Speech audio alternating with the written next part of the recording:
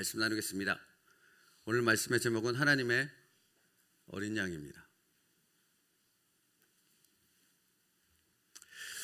세례 요한이 자신에게 다가오시는 예수님을 바라보며 이렇게 말합니다. 보라, 세상 죄를 지고 가는 하나님의 어린 양이로다. 요한은 예수님을 가리켜 하나님의 어린 양이라고 표현하고 있습니다.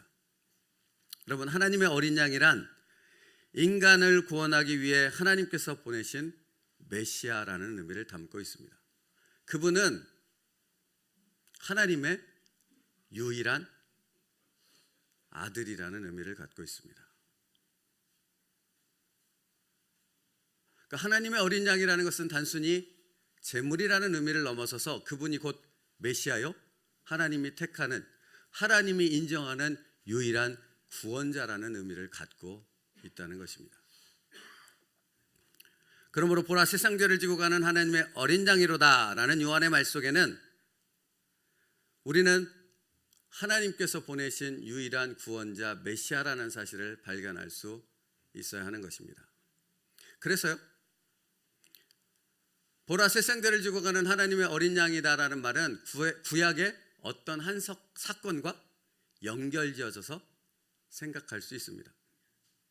혹시 그 사건이 뭔지 아시겠어요? 창세기에 아브라함이 아들 이삭을 바치는 사건입니다. 아브라함이 이삭을 데리고 제단을 쌓을 땔감을 가지고 모리아산으로 하나님 말씀대로 오르지 않습니까? 그래서 제단을 다 준비해 놓고 이제 그 위에 제물을 올려놓고 제사를 드리면 되는 그런 상황 가운데서 이삭이 아버지에게 이렇게 질문합니다. 창세기 22장 7절인데요. 아버지, 불과 나무는 있거니와 번제할 어린 양은 어디 있습니까? 여기서 이삭은 어린 양이라고 표현하잖아요, 제물에 대해서. 그러자 아버지 아브라함이 아들에게 이렇게 답합니다. 아브라함이 이르되 내 아들아, 번제할 어린 양은 하나님이 자기를 위하여 친히 준비하시리라. 친히 준비하시느니라. 하나님의 어린 양은 하나님이 친히 준비하시는 제물이라는 의미입니다. 하나님이 받으시는 제물입니다. 그래서 나오게 된, 우리가 알게 된 하나님이 계시죠. 어떤 하나님입니까? 여호와 이레의 하나님입니다. 친히 준비하시는 하나님. 그러니까 여러분, 이 사건에서도 하나님의 어린 양이라는 표현을 이삭과 아브라함이 동시에 사용하고 있는 것처럼 요한이 표현하는 하나님의 어린 양이라는 표현 속에는 하나님이 친히 준비하신 제물이라는 의미를 담고 있는 것입니다. 여러분, 구약시대에 이스라엘 백성들이 자신의 죄를 속죄함 받기 위해서 뭘 하나님께 바쳤습니까? 짐승들을 하나님 앞에 바치지 않았겠습니까? 그런데 여러분, 짐승을 바치는, 짐승의 머리에 안수하고 내 죄를 전가시켜서 이 제물을 하나님 앞에 드림을 통해 그 죄를 용서함 받았던 것이 제사 아닙니까? 그런데 이 제사는 영원한 속죄입니까? 단회적인 속죄입니까? 단회적인 속죄라는 것입니다. 그런데 하나님의 어린 양, 그러니까 하나님께서 준비하신 제물로 드려지는 제사는 단회적인 제사이겠습니까? 영원한 속죄의 제사이겠습니까? 그렇습니다. 보라, 하나님의 어린 양을 보라 라고 말하는 그 요한의 표현 속에는 이제 짐승으로 드리는 제사는 끝났고 단번에 드려지는 예수 그리스도의 제사를 통해 영원한 속죄가 이루어졌다라는 것을 선포하고 있는 것입니다. 그러므로 여러분, 우리가 믿는 하나님은 제사를 받으시는 하나님이시기도 하지만 동시에 우리를 위해 친히 제물을 준비하심을 통해 영원히 우리의 죄를 속죄하시는 아버지 하나님이신 줄 믿습니다. 그러니까 여러분, 보라, 세상 죄를 지고 가는 하나님의 어린 양을 보라 라고 말하는 그 선포하는 요한의 말 속에는 보라, 너희를 위해 하나님께서 너희의 영원히 죄를 용서하시고 하나님의 자녀 삼으시는 그 구원이 시작되었도다 라고 외치고 있는 것입니다. 그러므로 여러분, 하나님의 어린 양이라는 표현 속에는 특별한 의미를 담고 있다는 사실을 우리가 알게 되어지죠. 그 첫 번째 의미가 무엇입니까? 하나님께서 제물을 친히 준비하신다라는 것입니다. 여호와의 이레 하나님께서 사람들의 모든 죄를 속죄하시려고 친히 준비하신 제물이 바로 예수 그리스도라는 것입니다. 그 예수 그리스도를 통해서 모든 사람의 죄가, 그 예수 그리스도를 믿는 모든 사람의 죄가 다 사함을 받게 되어지는 줄로 믿습니다. 여러분, 그러므로 달라지는 것이 무엇입니까? 우리의 죄가 하나님의 어린 양 되신 예수 그리스도를 통해 속죄함 받음을 통해 우리에게 어떤 변화가 일어나게 되었습니까? 우리가 영원한 하나님의 거룩한 성도가 되어진 줄 믿습니다. 우리는 거룩한 성도입니다. 나 때문에? 아니요. 세상 죄를 지고 가는 하나님의 어린 양 그 제물 때문에 우리가 영원한 하나님의 거룩한 성도로 바뀌어진 줄 믿습니다. 그래서 이 시간 예배를 드린 것 아니겠습니까? 우리가 거룩해서 감히 거룩하신 하나님 앞에 예배를 드릴 수 있는 것입니까? 아니요. 예수 그리스도가 우리를 위해 영원한 속죄의 제물이 되어주셨기에 우리가 그 거룩함을 힘입어서 이 시간 하나님의 말씀을 듣는 이 예배의 자리 가운데, 이 복된 자리 가운데 참여한 하나님의 복된 성도가 되어준 줄 믿습니다. 그러므로 여러분, 무엇을 걱정하겠습니까? 그 하나님 앞에 모든 것을 맡길 수 있는 믿음의 모습이 우리에게 있기를 축복합니다. 첫 번째 하나님의 어린 양 속에 담겨 있는 의미는 하나님께서 자신의 백성을 위해 친히 준비하시는 제물이라 라는 뜻을 갖고 있다면, 두 번째 생각해야 될 두 번째 의미는 우리의 연약함에 대해서 하나님은 말씀하고 있다는 것입니다. 여러분, 짐승 제물은 하나님이 준비하셨어요? 사람이 준비했어요? 사람이 준비했습니다. 그렇죠? 그런데 이 영원한 속죄 제물은 사람이 준비할 수 있습니까? 없습니까? 없다라는 겁니다. 우리는 기껏해야 짐승 제물밖에 준비할 수 없습니다. 그러나 우리 하나님은 다릅니다. 차원이 다릅니다. 그 하나님은 우리의 영원한 모든 죄를 다 속죄하시는 영원한 하나님의 어린 양을 준비하심으로 우리의 모든 죄를 사하신 줄 믿습니다.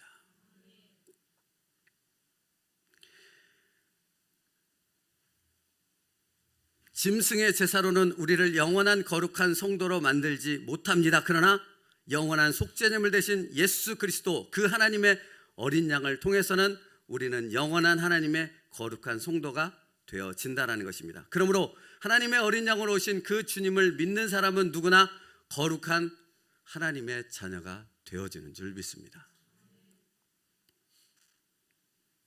이것이 바로 히브리서에서 전하고 있는 진리의 말씀이라는 것입니다. 히브리서 10장 10절과 14절 말씀 함께 읽도록 하겠습니다. 함께 읽습니다. 시작. 이 뜻을 따라 예수 그리스도의 몸을 단번에 들이심으로 말미암아 우리가 거룩함을 얻었노라. 14절. 그가 거룩하게 된 자들을 한 번의 제사로 영원히 온전하게 하셨느니라.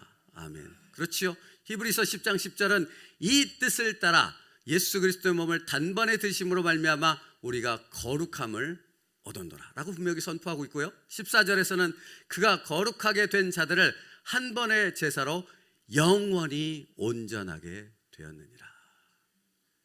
그러므로 여러분, 우리는 온전하게 되기 위해서 노력하는 사람들입니까? 아니면 온전함이 무엇인가를 우리의 삶 속에서 누리기 위해서 살아가는 사람들입니까? 전자입니까? 후자입니까? 여러분, 이것을 잊지 마십시오. 무언가를 쟁취하려고 노력하는 자들이 아니라 우리에게 거저 은혜로 주신 그것을 누리기 위해서 하나님의 말씀에 순종하는 자들인 줄 믿습니다. 그러니까 말씀의 순종을 통해 우리가 누릴 수 있는 기쁨은 단순히 세상이 주는 어떤 기브앤테이크로 받는 그런 정도의 것이 아니라 하나님께서 주신 그 영원한 것을 내가 이 영원한 세계 가운데서 누리게 되는 그 놀라운 은혜요 충만한 기쁨인 줄 믿습니다. 다르다는 겁니다. 다름을 알지 못한다면 그 다름을 어떻게 알겠습니까? 제가 하나 은혜가 있습니다. 아이들이 졸고 있는데요, 이미 찬양할 때부터 졸고 있었습니다. 그러니까 설교 때문에 조는 건 아닌 것 같습니다. 여러분, 알지 못하면 안 들리는 거예요. 깨달아지지 않는 거예요. 그러나 알면 그 삶이 근본적으로 달라지게 되어주는 줄 믿습니다. 우리가 하나님의 어린 양으로 인해 모든 죄에서, 영원한 죽음에서, 지옥의 형벌에서 노임받은 하나님의 거룩한 백성 된 것을 믿으십시오. 이처럼 놀라운 은혜에 대해서 예언한 선지자가 있었습니다. 바로 이사야 선지자입니다. 이사야 53장 4절로부터 6절 뭐라고 예언했는지 우리 함께 읽겠습니다. 이사야 53장 4절로부터 6절에 시작. 그는 실로 우리는 생각하기를 그는 징벌을 받아 하나님께 맞으며 고난을 당한다 하였노라. 그가 찔림은 우리의 허물 때문이요 그가 상함은 우리의 죄악 때문이라. 그가 징계를 받음으로 우리는 평화를 누리고 그가 채찍에 맞음으로 우리는 나음을 받았도다. 우리는 다 양 같아서 그릇 행하여 각기 제 길로 갔거늘 여호와께서는 우리 모두의 죄악을 그에게 담당시키셨도다. 아멘.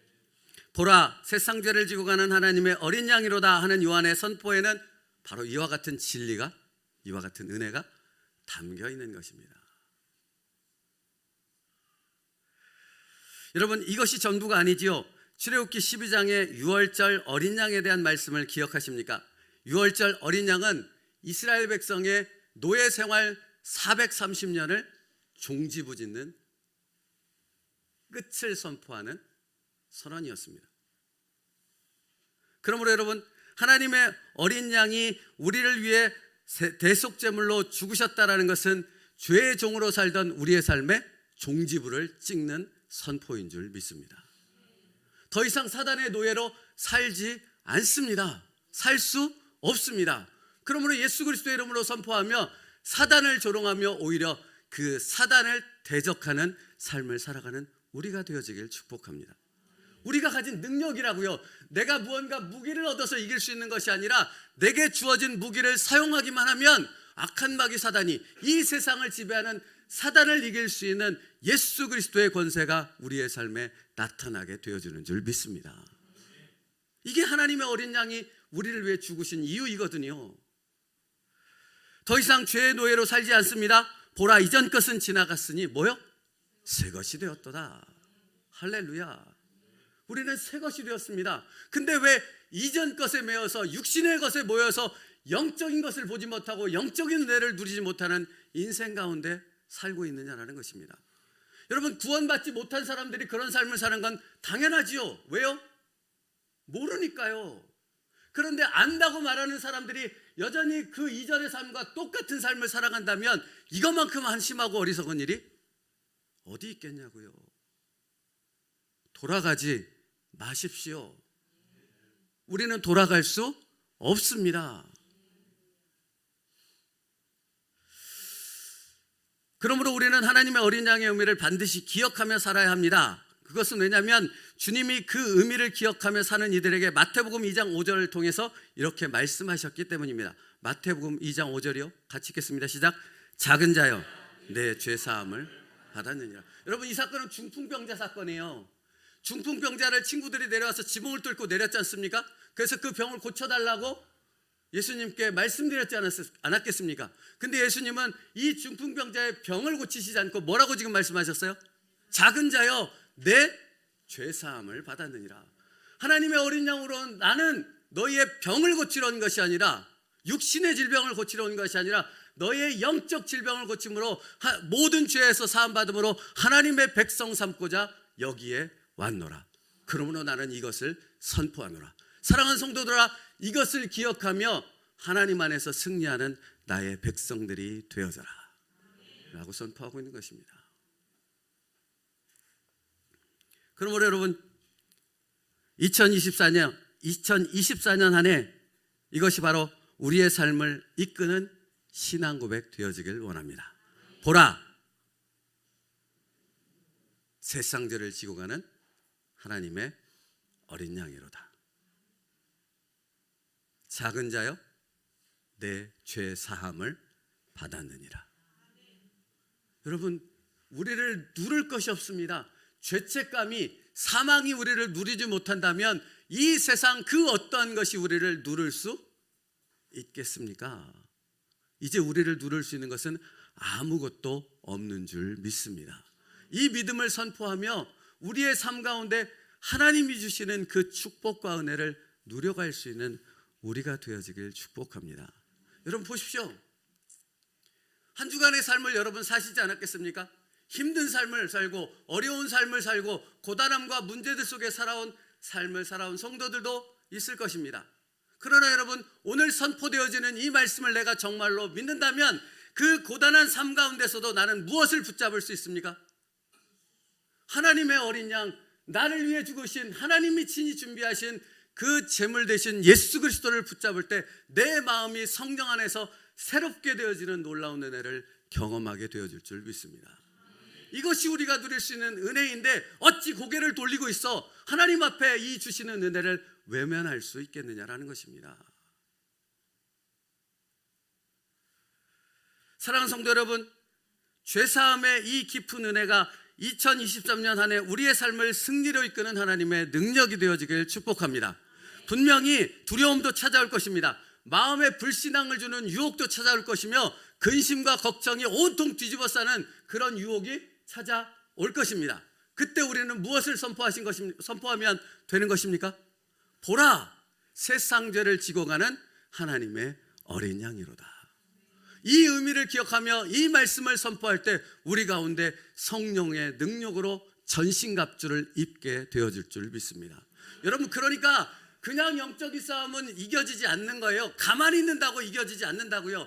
여러분이 그저 무기력하게 아무 생각 없이 그냥 있고 삶을 그대로 내박쳐 둔다고 해서 이길 수 있는 싸움이 아닌 것이지요.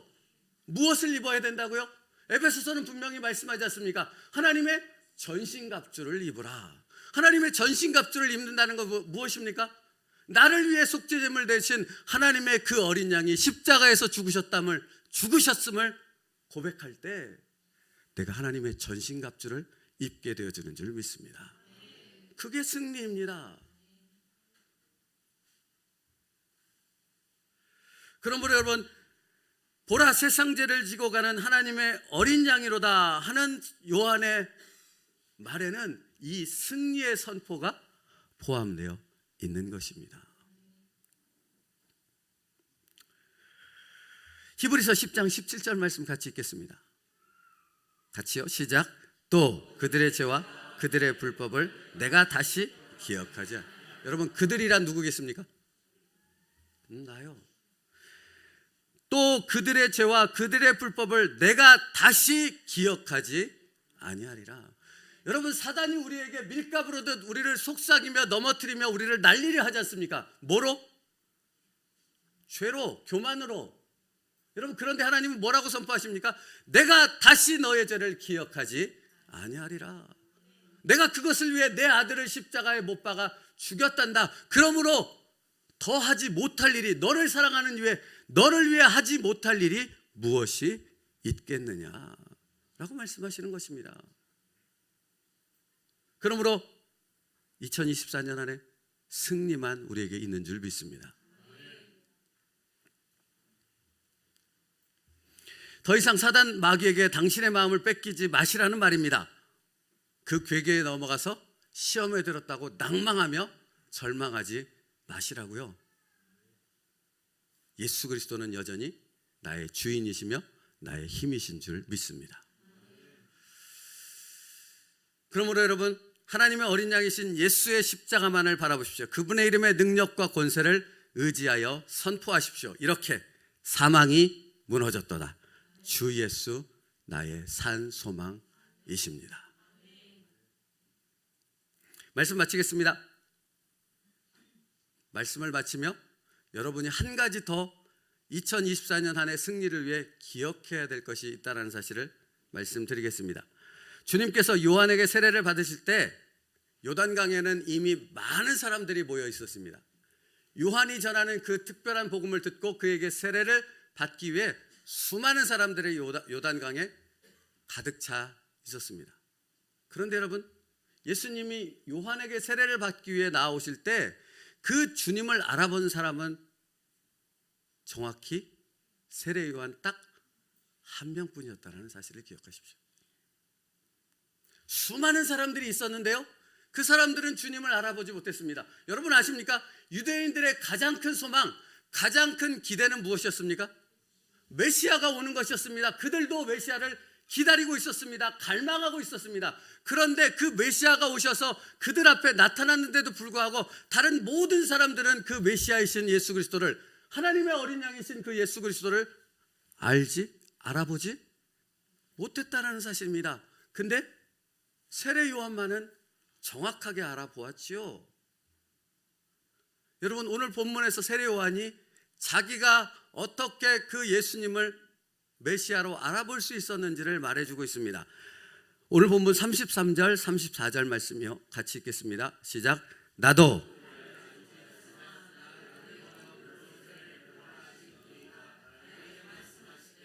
성령이 내려서 누구 위에든지 머무는 것을 보거든 그가 곧 성령으로 세례를 베푸신 이인 줄 알라 하셨기에 내가 보고 그가 하나님의 아들이심을 증언하였노라 하니라. 아멘. 여러분, 여기서 분명히 밝히고 있죠. 나도 그를 알지 못하였으나 나를 보내어 물로 세례를 베풀라 하신 그이가 나에게 말씀하시되, 나에게 물로 세례를 베풀라고 말씀하신 그는 누구입니까? 성령 하나님이십니다.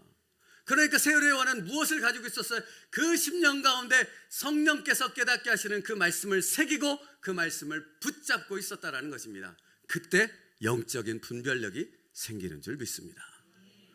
다른 모든 이들은 구약 성경을 외웠고 모세오경을 외웠고 달달달 그 말씀을 외웠지만 그 말씀 속에 성령이 깨닫게 하시는 그 진리를 새기고 붙잡는 삶을 살지 않았다라는 것입니다. 그러면 영적인 것은 분별할 수 없는 것이거든요.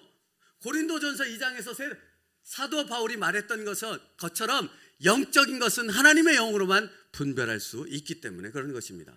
세례 요한이 성령 안에서 깨닫게 하시는 그 말씀을 마음에 새기고 손바닥으로 그것을 가지고 있고 그 말씀을 붙잡는 삶을 살았을 때 메시아이신 그 생명 되신 예수 그리스도를 분별할 수 있는 영적 능력이 생겼던 것입니다.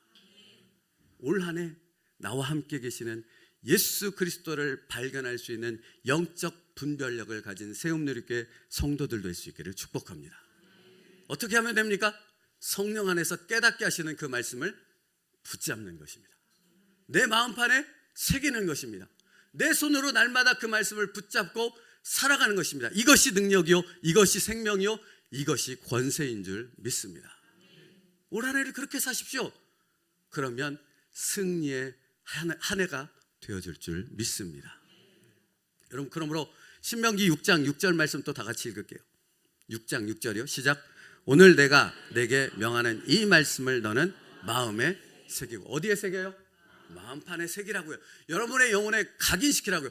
내가 너의 이름을 내 손바닥에 새겼노라라고 하나님이 말씀하지 않습니까? 여기에 새겼다고요. 다시는 지워지지 않도록. 하나님께서 우리의 이름을 기억하시는 것처럼 우리도 하나님의 생명의 말씀을 마음판에 새겨 영원히 잊지 않는 하나님의 백성들 될 수 있기를 축복합니다. 잠언서 7장 3절 말씀도 읽겠습니다. 잠언서 7장 3절이요, 시작. 이것을 내 손가락에 매며 이것을 내 마음판에 새기라. 아멘. 살아계신 하나님께서 우리를 승리 가운데 이끄시는 방법입니다. 여러분, 신학을 공부할 때 하나님을 아는 방편에 대해서 세 가지를 얘기합니다. 하나님께서 하나님을 아는 방편, 하나님의 백성으로 사는 방편 세 가지를 성경에 기록해 놓았다고요. 첫 번째가 뭔지 아십니까? 말씀. 두 번째는 머뭇거리지 마시고 두 번째는 기도. 세 번째는 뭐겠습니까? 성례입니다. 성찬과 세례입니다. 하나님께서 우리 삶을 다스려 주실 줄 믿습니다. 승리로 이끄실 줄 믿습니다. 그러니까 말씀 안에 사십시오. 성령께서 깨닫게 하시는 그 말씀 안에 거할 때 우리의 삶을 붙드시는 하나님의 은혜와 역사가 충만하게 되어질 줄 믿습니다. 말씀 마칩니다. 그러니까 요한은 어떤 사람이었습니까? 성령의 사람이었기에 예수 그리스도를 메시아로 바라볼 수 있었던 것입니다. 성령의 사람은 어떤 사람입니까? 말씀을 마음에 새기고 그 말씀을 붙잡고 그 말씀대로 살아가는, 그러기 위해 자신을 내려놓는 사람, 그 길을 걸어가는 사람, 그 사람이 바로 성령의 사람입니다. 우리가 성령의 사람 될 수 있기를 축복합니다. 여러분, 추상적으로 기억하지 마시라고요. 말씀을 새기고 말씀을 붙잡는 삶, 그 사람이 성령의 사람이고 그 사람은 성령의 능력으로 예수 그리스도와 살아가게 되어질 줄로 믿습니다. 올 한 해가 그 한 해가 될 수 있기를 주님의 이름으로 축복합니다. 기도하겠습니다. 살아계신 하나님 감사합니다. 보라, 세상 죄를 지고 가는 하나님의 어린 양이로다 라는 말씀에 담겨있는 의미를 살펴보았습니다. 아버지 하나님, 올 한 해 그 말씀에 담겨있는 그 깊은 진리를 붙잡고 살아감으로 우리가 성령의 사람 되게 하여 주옵소서. 말씀 안에 살아가는 승리의 능력의 하나님의 자녀가 되게 하여 주시옵소서. 예수 그리스도의 이름으로 일어서는 하나님의 자녀의 권세로 살아가는 믿음의 백성들 되게 하여 주시옵소서. 예수님의 이름으로 기도 올리옵나이다. 아멘. 우리 찬양합니다.